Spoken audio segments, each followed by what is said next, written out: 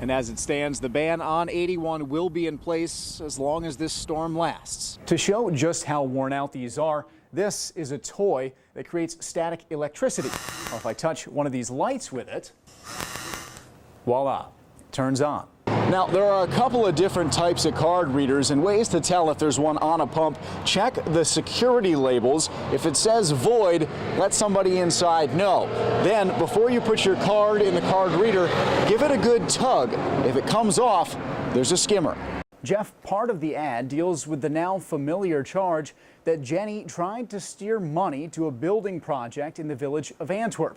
So, Aaron, as I said, we spoke with the family. They said that they'll always remember the girls, that they were just the happiest kids, and they said that they couldn't speak more highly of them and of Aaron, their father.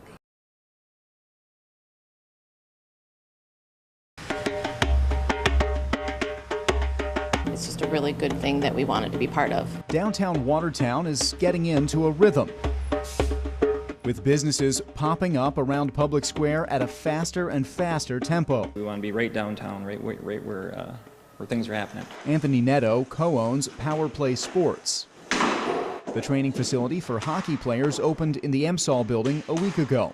It's the only one like it between Syracuse and Canton. We're trying to cover all the bases, so anybody, like I said, from 4 to 54 can come in here and play around a little bit and get some training. On the square, Boots Brewing Company has plans to open for the downtown block party at the end of the month.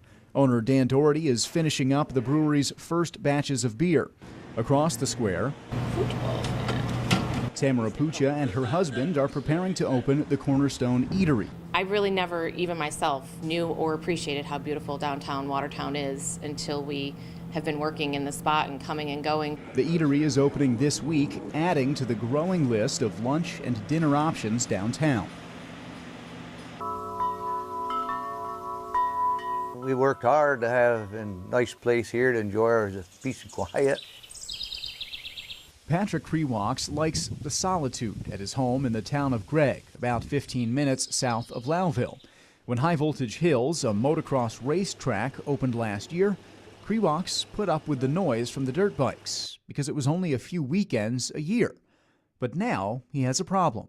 Well, they want to run more races. According to a letter Krewoks received from the town, High Voltage Hills wants to hold 8 races a year between April and October, host 2 snowmobile races in the winter, plus have practice a couple of nights a week. I agree with what they're doing. It's giving people something constructive to do. But if it's going to be held on this scale, I think it needs to go to a more rural area.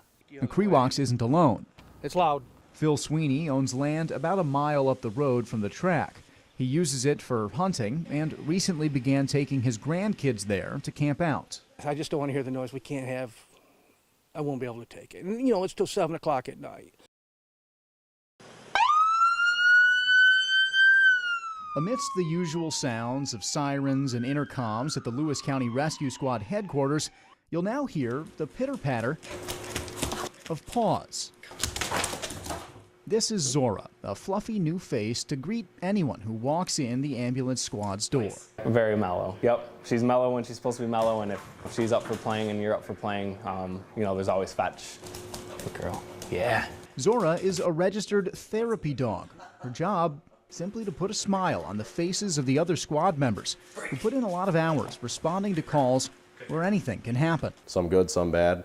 We see people at their best, we see people at their worst on an almost daily basis. Looking at a face like this, you don't need a study to see the soothing effects that having a dog like Zora around can have. That said, there is science behind it, which says dogs can help lower people's blood pressure and heart rate. On top of that, Zora's been coached up to calm people down. That's what she's trained to do. She's trained to approach anybody and she has that relaxing personality. Because Zora is still new to the job, she's still learning the ropes, and what they're trying to get her to do next is to head straight for her kennel whenever a call comes in.